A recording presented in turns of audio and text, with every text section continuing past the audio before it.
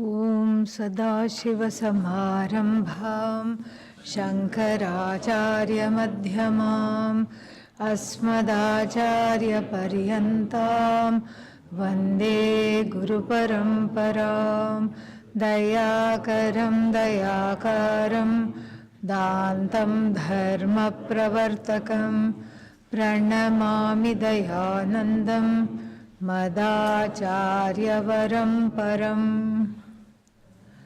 Om Sahana Bhavatu Sahanau Bhunaktu Sahaviryam Karavavahai Tejasvinavadhitamastu ma vidvishavahai. Om Shanti Shanti Shanti.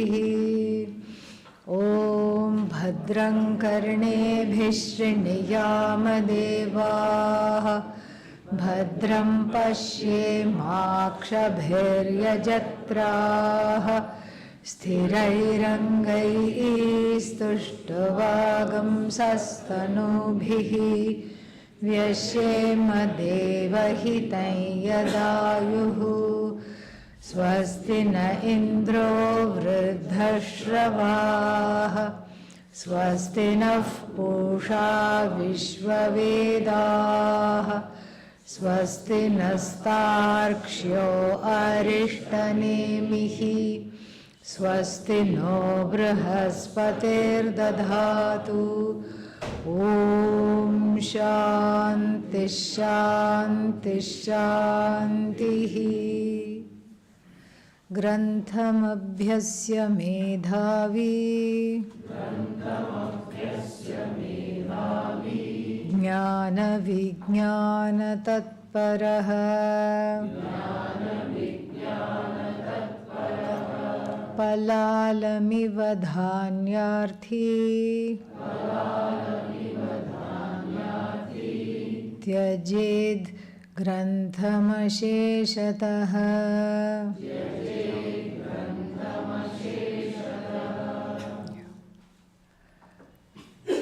Grantham abhyasya.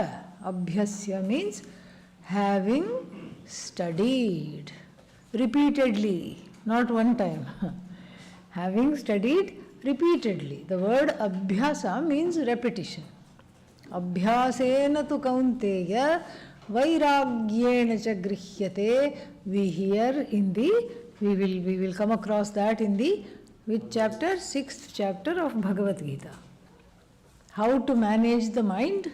Through abhyasa, through repeated practice of japa, one manages the mind. We hear that in the Bhagavad Gita. So the word abhyasa doesn't mean just study, but it means repeated study, not just one time studying and letting go.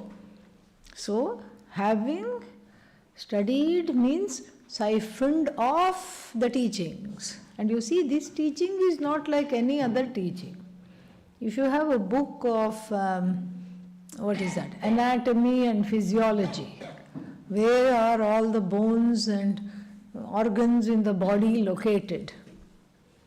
That, you have to memorize, give the exam if you're studying medical, and then what else? After that you will have to keep the book.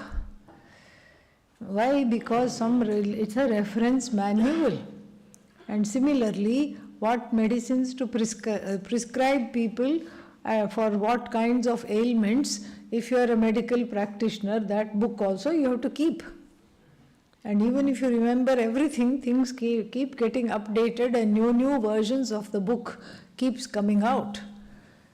And similarly, same thing with, there's all these book of various mental health diagnoses, DSM it is called, and then that also it keeps getting updated. And the other one becomes old, so you have to get the new book, and you have to keep updating your knowledge. This knowledge is not like that. This knowledge is different in the sense that Brahmavit Brahmaiva Bhavati.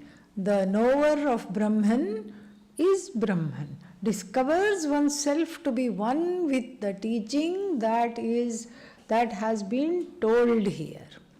In the sense that even before you studied the book with the help of the teacher, what were you? Brahman. Even now, after the study, what are you? Brahman. You are already Brahman. Even now you are Brahman. Even before the book you are Brahman. After the book also you are Brahman. After studying the book, you don't turn into something else.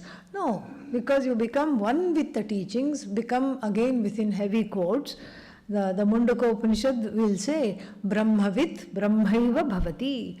Meaning, there is absolutely no difference between the subject matter in the book and the truth of oneself. They are one and the same. There is absolutely no difference. This being the case, the book becomes an aid to get to the truth of oneself. The book becomes an aid. The book is like a box. Sometimes you have a nice round tin with cookies inside. Okay? So what do you want, box or cookies? Cookies. The box is attractive, it makes you buy it. I mean, it's all sealed and all that for hygiene purposes. And so you don't even see the cookie. You see the picture of the cookie, you see what all is there, etc. But you don't know how it looks. You don't know how it tastes. You buy the box on some faith that it will look like how it is and it will stand up to its reputation of being whatever it advertises, whatever it touts. It is this much. You have some kind of a shraddha and you buy the box. Then what happens? You eat the cookies all by yourself, let us add. Okay? And then what happens? What happens to the box? It's empty, you throw it away. Or you keep something in it and forget about it. You don't keep admiring the box, looking at the box, clinging on to the box and waiting for the box to do some miracles. No. Similarly, the book called Upanishad, Bhagavad Gita, all this, they are containers. They are containers. They are containers of what? That which should go inside. Not inside the stomach here. Inside the buddhi. Yeah, the contents of it are assimilated. And after the contents are well assimilated, then what happens? Then the book is of no use. No, why can't I have it as a reference book? Because you have, quote unquote, you are non-separate from the book. You have as though become the book. You are the walking, talking, living knowledge. This is something very beautiful. Because the Upanishad does not brook any dependency anywhere. Even the dependency on the book is questioned and thrown away here. The dependency on the Guru also is the same thing. In the beginning, one is dependent on the teacher. And then afterwards, one understands what the teacher says, and then at the end of every Upanishad, what happens? The student gets up and goes. Meaning, the getting up and going is an upalakshana. Upalakshana means it is an understanding that the person has assimilated the knowledge. No more teaching is required. That is when you get up and go. Okay? So in every Upanishad, the student doesn't hang around. After assimilating the knowledge, one gets up and goes. Still has reverence for the teacher, everything. But then one is ready to say what Arjuna says at the end of the Bhagavad Gita, Nashto mohaha smritir labdha. Smritir labdha, I have remembered myself. I have remembered who I am. Nashto mohaha, my delusion has been totally destroyed. So with the delusion destroyed, I am now free.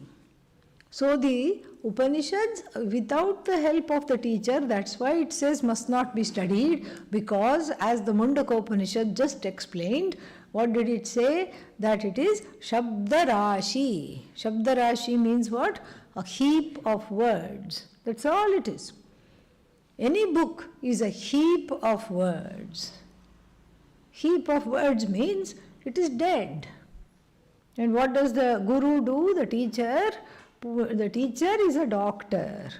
What does the teacher do? Put CPR, resuscitation mechanisms, over the thing. The Upanishad, the book called the Upanishad, is brought to life repeatedly as you need. If you come to the teacher saying, I need the knowledge, so maybe the teacher uses little paddles and then shocks the book to life in the form of the teaching. Very beautiful it is. And then what? The ambulance is the parampara. It has a lot of tricks, how to resuscitate, how to make the student understand. It has many, many methodologies, and all those methodologies of parampara means lineage. So the ambulance is like the lineage, the teacher is the bhishak. Bhishak means doctor. What kind of a doctor? Bhavaroga bhishak, the samsara doctor. Samsara doctor, because samsara is an ailment which needs a special doctor. Because it needs a special doctor, because it is a what is that called? It is an ailment. It is an ailment that I believe I have without really having it. What to do with that kind of an ailment? Yeah, you can't. The real doctor will be flummoxed. Because why? The real doctor means the empirical doctor. Anybody who is a doctor will also be under that ailment. So therefore, we say Bhavaroga Bhishak. We call the Guru and even Bhagavan the doctor, the Vaidya of samsara. The doctor of the disease called samsara, where the jiva, the student, the individual, thinks I am sick without being sick, thinks I am bound without being bound. Remember the story of the cows. Okay? Thinks I am afflicted without really being afflicted. Thinks I am done in for without being done in for. Thinks nobody likes me without that being true. Thinks I need to go here, I need to go there without needing to go anywhere. Thinks this is not okay, that is not okay, while everything is okay. So this is not even anymore a psychological problem, for which again there are doctors. This is a problem, it's a spiritual problem. It's an existential problem, really speaking, for which the teaching is needed. So the teaching is not giving any new thing. The teaching is saying that even though you feel like a damaged human being, you are intact, you are whole, you are free. And reading the Upanishad does not give this. Reading the Upanishad is reading something that is dead. Does not help. That is why it's a live transmission. And that transmission must be assimilated in order to be free. Otherwise, one will keep on seeking. How much will you seek? Aren't you tired of seeking? This is what it is. Where all will you go? What all will you do? How much will you seek? And so therefore, like I have said many times before, so I learn from becoming an infinite seeker, the one who seeks infinitely, I learn to seek the infinite. If you seek the infinite, then your quest is finite. Your quest is finite.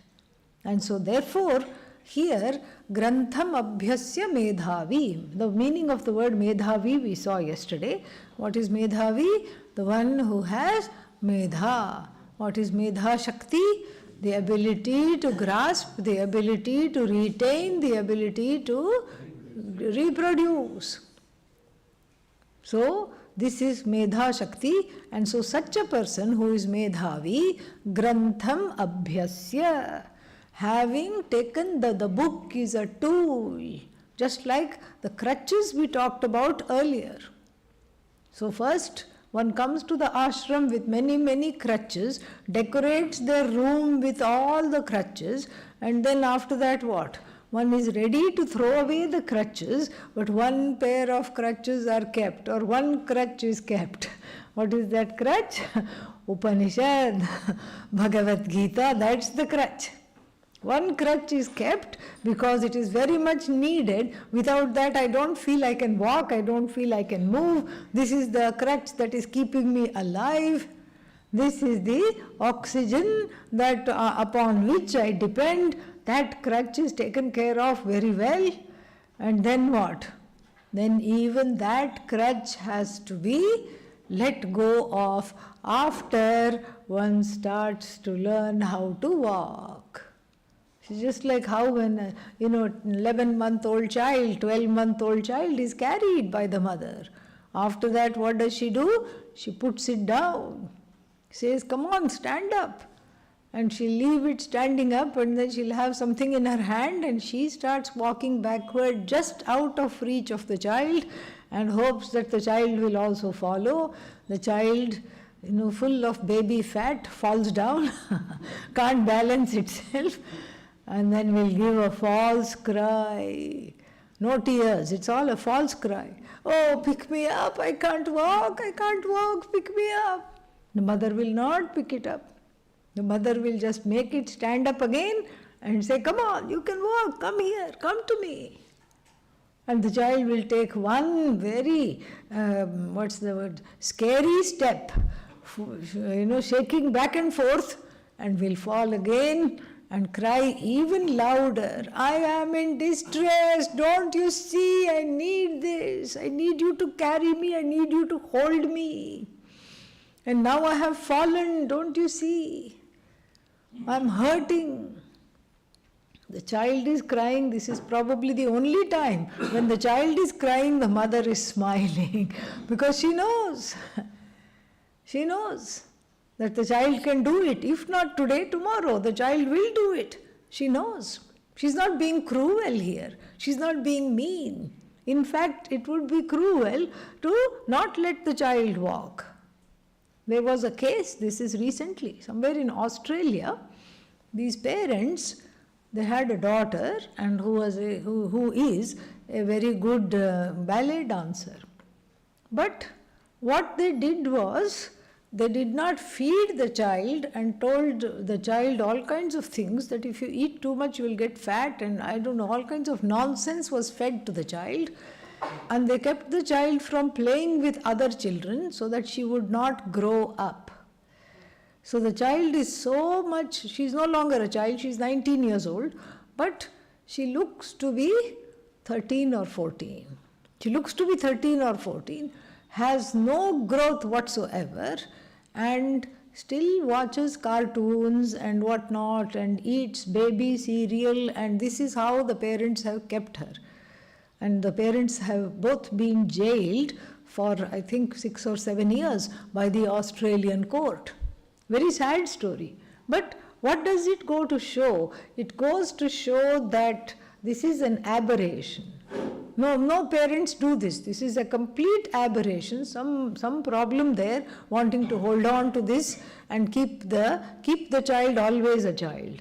No, usually they don't do this. Most of the time, the parents want the children to grow up and be on their own as much as possible. And so here, to this end, a functional mother and father, a loving mother and father, what they will do? They will be laughing when the child is falling down and crying and say, don't take this seriously, come on, you can get up, you can do this. And the child lets go of the crutch of being carried by the parents from point A to point B. When the child learns to walk. And when the child learns to walk, even if the parents then want to carry her, she will say, "No, I'm walking. You go away, I don't need you." This is a healthy, landmark in the child's development. And in the same way here, the Medhavi, the one who has assimilated the Shastra with the help of the Guru, of course, then for such a person, the Shastra, all of the Upanishads, the whole of the Bhagavad Gita, what does it become? It becomes a container that was holding something wonderful. And that which the container called the books were holding, where is it? It, like the cookies, it has been assimilated. It has been assimilated. Just like you became one with the cookies, what have you become now? One with the Shastra. You don't need the container anymore. Very beautiful verse here. Fantastic verse. You don't need this container anymore to go about your daily life and to feel like you need this crutch of the Shastra, because the crutch has integrated into you. And so that is the time you can, this verse will make a lot of sense. Grantham abhyasya medhavi tyajet asheshatah. Asheshatah. Asheshatah means without even holding back a single book, a single Upanishad, nothing. Why? Because it's all in the head. That's how it was in the ancient times. It had become a vritti, it had become a series of thoughts, it had become one with the head. And just as effortless it is for you to think of things, similarly, the Upanishad was a thought, it became a thought form, became as close to oneself like a series of thought forms. Just like the thought forms are not away from you, the Bhagavad Gita and the message of the Upanishads, they are not away from you either. And so this was all a oral, verbal parampara, from the mouth of the Guru to the ear of the student. It is called Karna Parampara. But then perhaps when this Upanishad was channeled by the Rishi, they must have had some manuscripts. Which are stenciled with we use a stencil and etch into the manuscript. So then the manuscript naturally self-destructs after some time. And then of course there is a great urgency to keep it alive. So they used to keep it in some cloth and everything that was treated with neem leaves, so all the termites don't come, so that it would be there until as long as one needed. After that, what? Goat food. Yeah. Call out to some goats and spread the manuscript and watch them eat. Goat food. This is what it is. Goats eat anything. You give them anything, they will eat. And so it can become ajabhakshitam. It can be eaten by the goats, or it can be part of it can be just disposed of. It will become part of the compost. It will become part of the compost. And so in this manner, the Upanishad is assimilated. So that again, after you have assimilated the knowledge, and we saw this yesterday, what is this knowledge? Yaya buddhi vritya aksharam adhigamyate sa para. So Upanishad is what? Paravidya or aparavidya? Aparavidya. Everybody knows this. Very good. Aparavidya, relative knowledge. It is not absolute, because what is absolute is you. What is absolute is you. And that which is relative, as though communicates the absolute, and then what? And then it has no more function, no more purpose in one's life. No more there is a purpose. No more there is a function in your life. Why there is no function? Because what will you do with it? Nothing to do. It's finished. Its purpose is finished because you are now the walking, talking Upanishad. You are now the incarnation of the Bhagavad Gita, the Brahma Sutra, and all the what is called Prasthana Trayam, the threefold main texts that are body of knowledge, body of text called Vedanta. Brahma Sutra is an analytical work, demonstrating that every Upanishad, every verse in the Bhagavad Gita has ekavakyata. Ekavakyata means completely free of contradictions, either internal contradictions or external contradictions. This is an analytic work of aphorisms written by Vyasa called Brahma Sutra, commented upon in great detail by Adi Shankara. This is Brahma Sutra, that is also part of that which is studied, Bhagavad Gita, an important part of the tripod called Prasthanatraya, and of course Upanishads. So they are all you now. You are the walking, talking Brahma Sutra, you are the walking, talking Upanishad, and you are the walking, talking Gita. You don't need the books anymore, because the point is not to become an academic by the study. The point is what? Freedom, to be free of afflictions. And if the book has helped you be free of afflictions, to understand that you are not caught, you are not bound, you don't need anybody or anything. If the book has already been successful in telling you that, then what? It's time to be free of the book also, because you are already free. And this has been demonstrated by the assimilation of the books. So the books themselves do not have the power to teach. That's why the teacher is needed. And so therefore it says, Grantham abhyasya medhavi. Tyajet grantham asheshataha. How? And the drishtanta is very beautiful. Like palalamiva dhanyarthi. The husk. So what do I want? I want the grain. The grain is covered in the husk.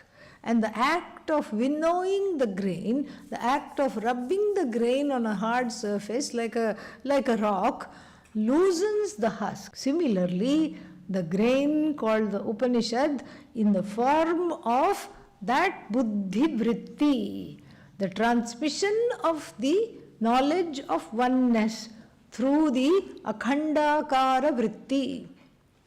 Akhandakara vritti means the communication of the oneness. So when the teacher teaches, there is an akhandakara vritti that is formed, a vritti of oneness, a thought form of oneness, which is then communicated to the student. From the head of the teacher, it is communicated to the students. And then that is when one has, in the classroom context, perhaps an aha moment or a series of aha moments, and then what? Then that vritti destroys itself, because that vritti, even though it is finite, has communicated what the wholeness for which it was intended. That vritti self-destructs, and after it self-destructs, what? The knowledge is already you. So the book is an aid to communicate the vritti of wholeness, and that vritti of wholeness, when you have ingested and assimilated, the book also is of no use. So we don't need the book we don't need to become a collector of books. That is the idea. Already we know.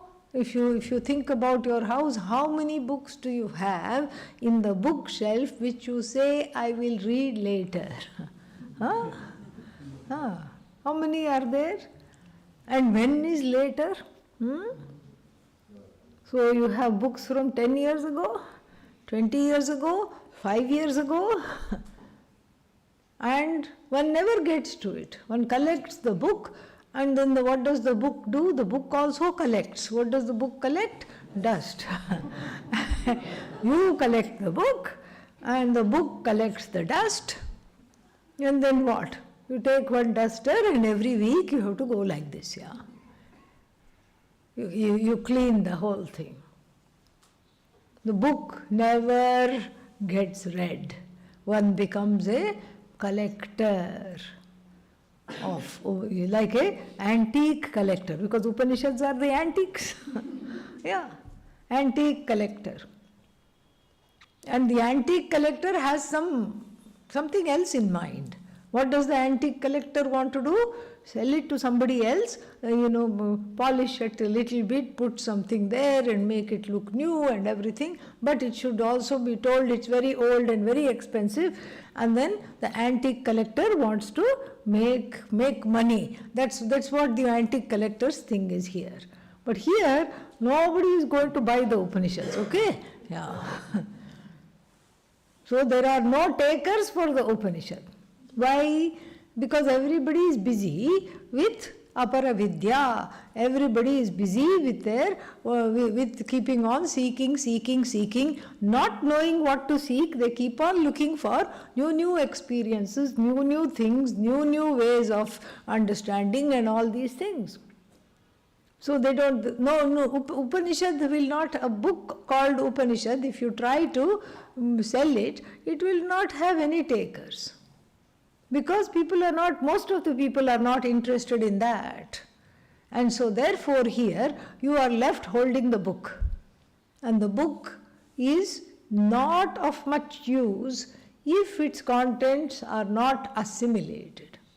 A very beautiful example, like the husk containing the grain, and in the beginning the two are together, but what do? I take away the husk and then take the grain and throw away the husk. And so in the same way, the person who is this Jnana Medhavi, but also one more is there, one more attribute is given to the Medhavi, Jnana Vijnana Tatparaha. Tat is Brahman, Tatparaha means oriented towards that. And for whom the Tat is the only pursuit. Tatparaha.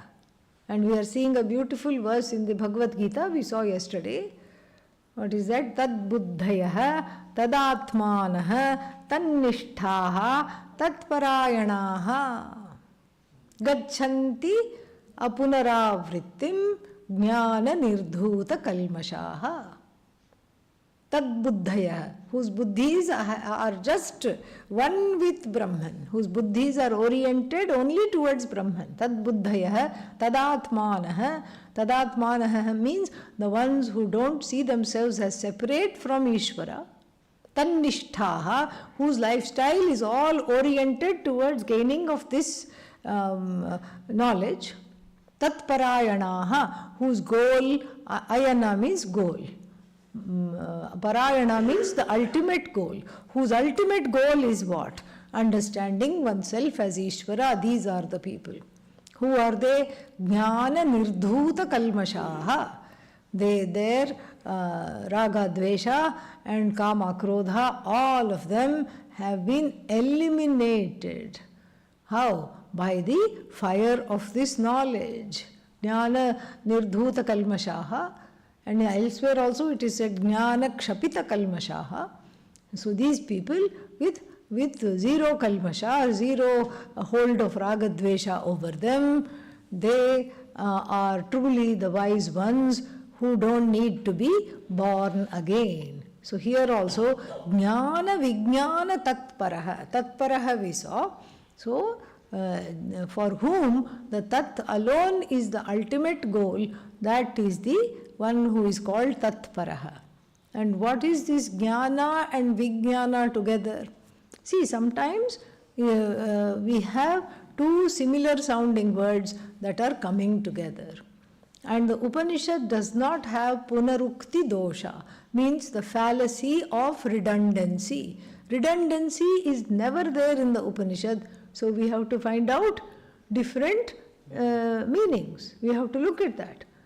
And we can look at that and look and see how Adi Shankara has talked about Jnanam and Vijnanam when it comes together. Where in the 9th chapter, So in the 9th chapter, in the beginning of the 9th chapter, Arjuna is told he will be taught Jnanam and he will be taught Vijnanam also. Very interesting. So sometimes we have this two things coming together in the Upanishad, like for example, Ritam Vadishyami, Satyam Vadishyami. What is Ritam? Satyam. What is Satyam? Ritam. Two are same. But when they are used together, we say Satyam means Satya Bhashanam and Ritam means Arjavam. Arjavam means the alignment between speech, thought and action. Here is called Ritam. So just like that, here also we have Jnana and Vijnana together. Jnana everybody knows. Knowledge of the Upanishad as the truth of oneself. Vijnana is not Vishesha Jnana, is not some other knowledge. It means this knowledge which is well assimilated, without a shadow of doubt, without a shadow of wrong thinking, viparita, without a shadow of some kind of obfuscation. No error, no doubt. And so when one has assimilated this knowledge without any doubt, without any errors, that person is called Jnana Vijnana Tatparaha. So this person here is the one who has gained this knowledge, assimilated this knowledge completely without the need for the book which contains this knowledge, which potentially contains this knowledge. So such a person may dispose of the book, because you see, sannyasis means what? You can't carry a whole bookshelf, going from one place to another. They are all parivrajakas. You have to think of how it was in the ancient times. Everything was here. You don't have to carry things from one place to another. Imagine if you have 2 bookshelves at home and then you have to lead a life of a wandering person. Then how will you do that? How will you go for bhiksha? How will you go from one place to another? You will have to call a moving company each time. Each time you will have to phone up a moving company and then get this thing done. It just is very difficult. So this way you try to have as few things as possible, including the books themselves. So therefore it is very sound advice. Okay, so that is which number it is? 18. Okay. So then Grantham Abhyasya Medhavi. Then the 19th verse also has a Drishtanta.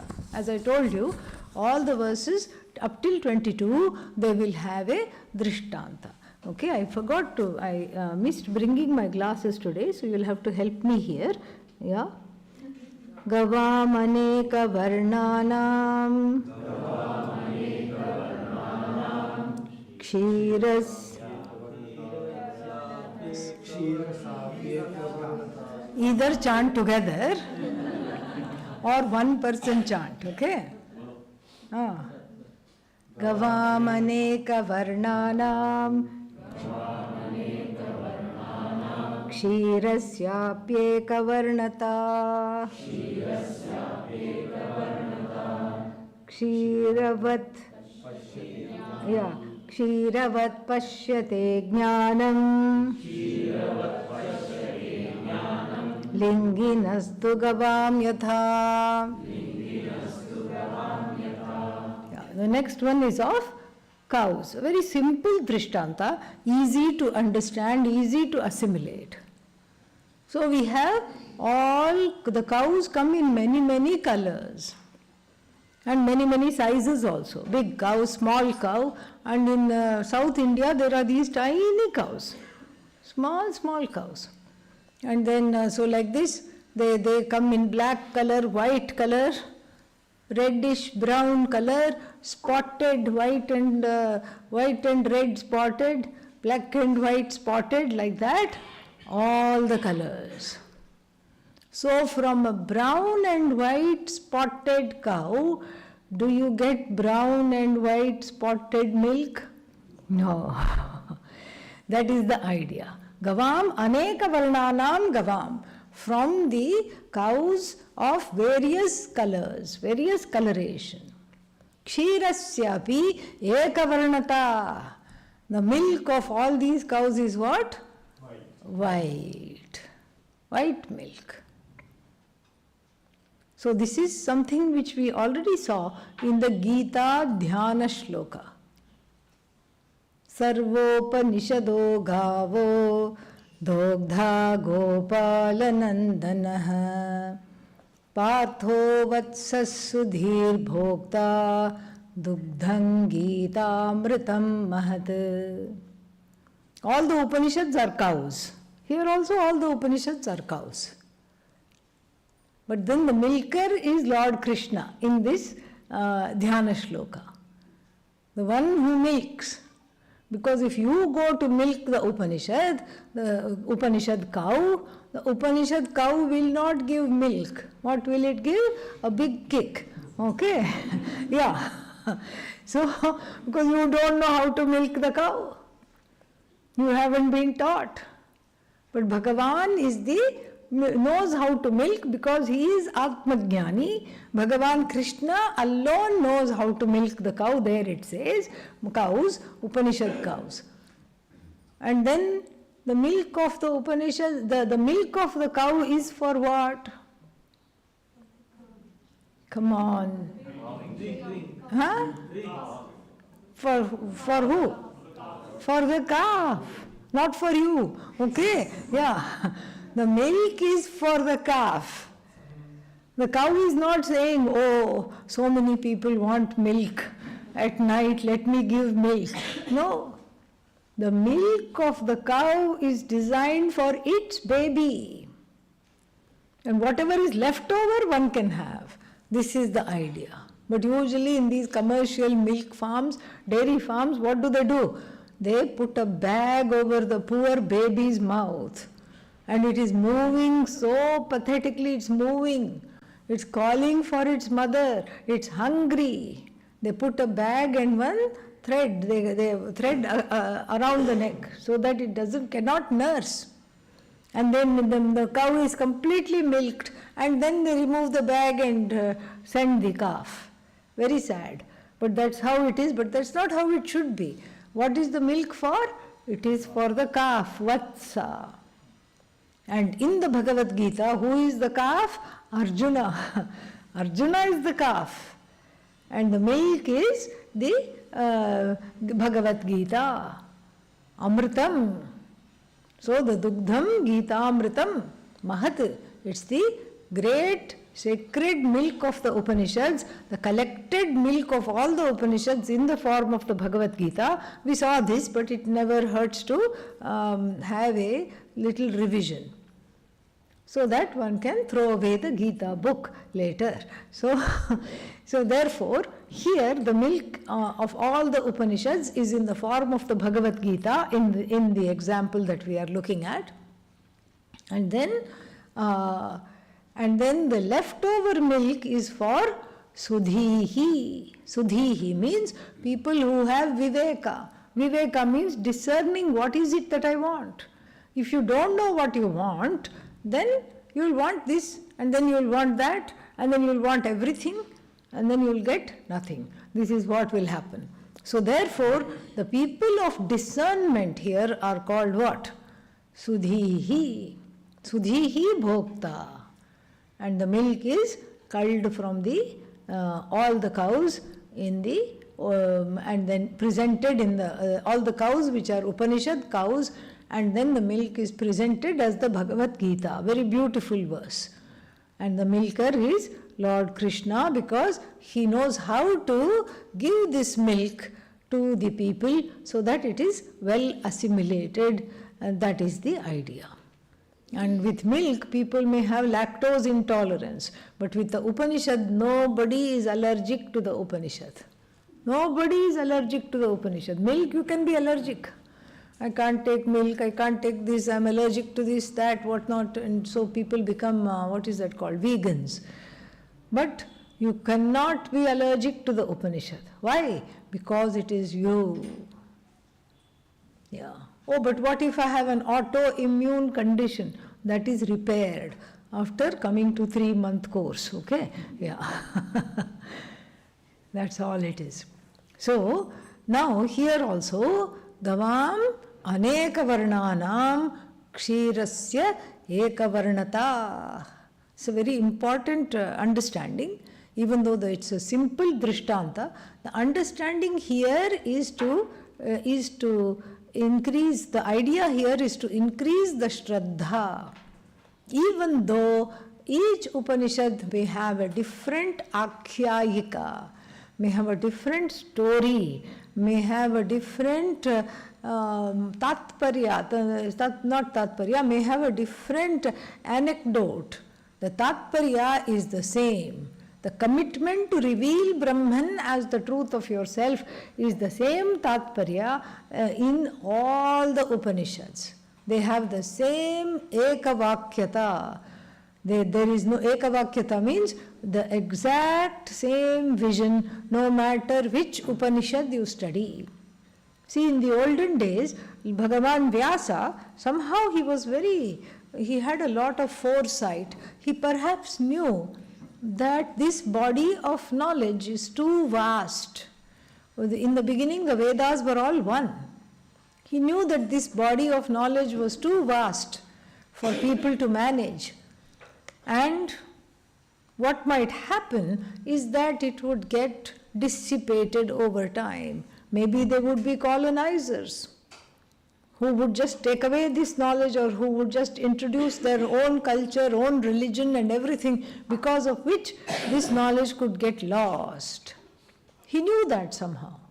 And look at India, how many colonizers we've had, from Alexander not so great to not so great Britain. Okay, everyone, one after the other, has colonized. So this knowledge has remained intact. Why? It is in the head. It is in the head. It is in the head of a critical mass of people, a number of people it is in the head of, so that it cannot be destroyed. Many indigenous traditions have come and gone. You look at the civilization of Mesopotamia, you look at the Greek civilization, you look at so many civilizations. You look at the Mayan civilization in South America. You look at so many civilizations that have come and gone. You won't even be able to meet one practitioner. You try to find somebody who built, who is the descendant of somebody who built the pyramids. We won't find. Because this knowledge has been washed out of them by the pressure of the imperialists who wanted their own ways to control the people. This is very sad. So many, I have had many conversations with Native Americans, and then they also understand. The understanding is there. What is the understanding? All that is here is a manifestation of God. They don't call it God, they call it Great Spirit, but doesn't matter, we understand. It's all the manifestation of the Great Spirit, they say. And this knowledge of the Great Spirit is what? Kept within oneself. That also they know. They have stories to show this. But what is missing is the teaching tradition. And that's why we are very, very grateful that the indigenous tradition of India, the indigenous understanding of India has kept its teaching tradition alive. That is what we have to offer the world. It's not Bollywood, sandalwood, Tollywood, all these things. All these things we can take or leave. It's not chaat masala, that's not what we have to export. This is the knowledge to disseminate. This is our treasure, this is our nidhi. This is what has to be exported. This is what has to be cherished. And so, even a little taste of this knowledge, is life-changing if one will allow it. It is totally, totally life-changing.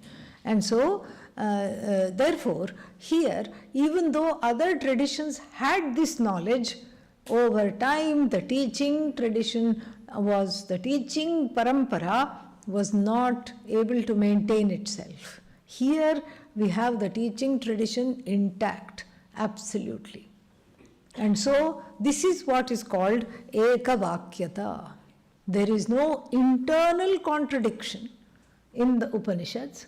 One Upanishad does not contradict the other Upanishad, does not contradict the Bhagavad Gita, does not contradict even the secondary works in the tradition called Prakarana Granthaha. And then what else? There is no external contradiction either. The Upanishad cannot be contradicted by any knowledge anywhere. Why? Because the subject matter is you. All other branches of knowledge talk about anatma, talk about objects. This is the only knowledge that talks about the subject. What about psychology? Psychology does not talk about the subject. Psychology also talks about objects. Oh, but it is my mind. Yeah, your mind is also an object. Jada, inert, mithya. So the whole Aparavidya is what? About mithya, anatma. This is the only knowledge about the Atma in the way that it is assimilated, in the way that is taught, and so therefore there is ekavakyata. Sometimes it doesn't appear that there are no contradictions. For example, the Kathopanishad says, Manasa eva idam aptavyam. This is to be gained by the mind alone. Whereas the Kenopanishad says, Yan manasana manute, yena ahur manomatam. That which cannot be deciphered by the mind. So it looks like a contradiction, but it is not. When we read the commentaries, these apparent contradictions are resolved, and these apparent contradictions are also resolved when we study the Brahma Sutra, where even the slightest paradox is thoroughly examined and properly understood. Very beautiful it is. And so many commentaries of the Brahma Sutra, all of them are devoted to just keeping this knowledge free and alive. And so, and this verse therefore talks about no contradiction, no internal contradiction and no external contradiction either.